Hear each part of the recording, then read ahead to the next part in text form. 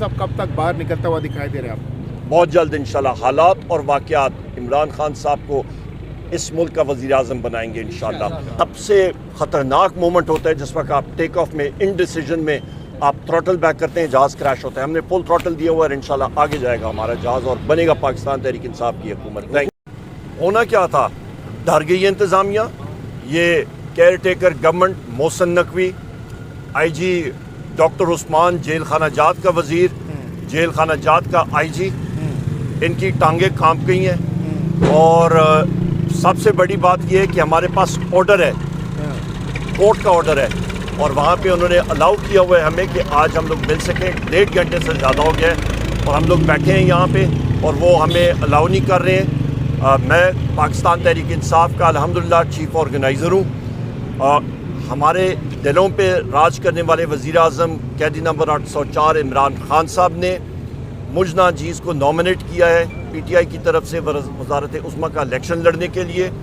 बहुत सारे अमूर होते हैं जो कि मैं अपने कायद से लेना चाहता हूँ, मैं मिलना चाहता हूँ, मैं ख़ुद रूपोश था, और वो इंस्ट्रक्शंस हैं। आगे इंशाल्लाह जिस वक्त कौमी असम्बली का इजलास भी बुलाया जाएगा उसके हवाले से, पर ये हमें मिलने नहीं दे रहे हैं। किस चीज़ से ये खाइफ हैं? पाकिस्तान में क्या रूल ऑफ लॉ नहीं है?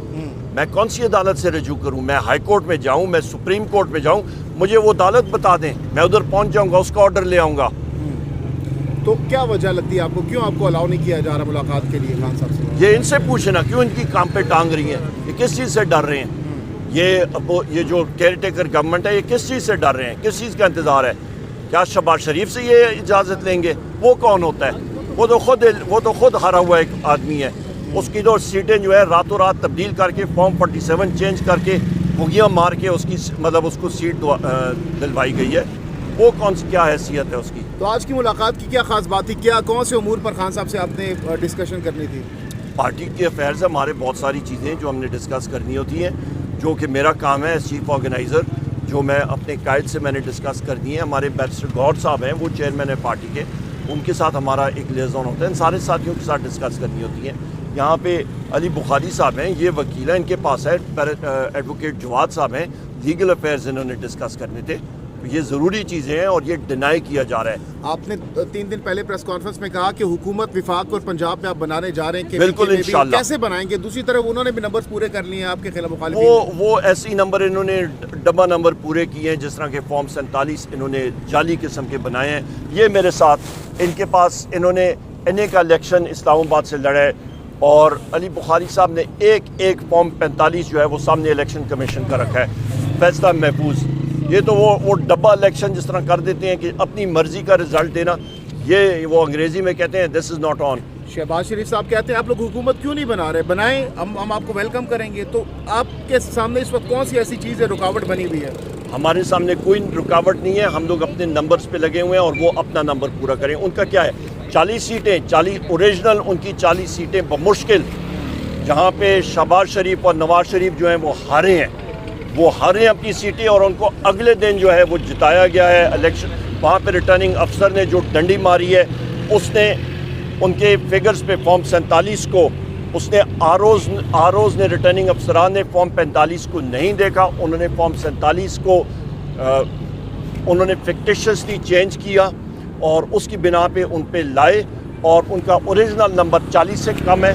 इसी तरह पीपल्स पार्टी का कम है। और ये मैं पेशन गोई कर लूँगा आपको कि जिस कमज़ोर बैसाखी पे ये आरोज़ का फिक्टिशियस रिज़ल्ट पे ये आ रहे हैं, इस पे हुकूमत नहीं हो सकती और ना ये आ सकते हैं। हुकूमत होगी पाकिस्तान तहरीक इंसाफ की। मरीम साहब, कहा जाता है कि sometimes we have to step back for a long jump. अगर खान साहब थोड़ा सा अपना उनका जो बयानी है उससे थोड़ी फ्लेक्सिबिलिटी शो करते हैं, आगे बढ़ते हैं, कुछ बड़े कद का मुजाहरा करते हैं, आपको नहीं लगता कि मामला बेहतर हो सकते हैं?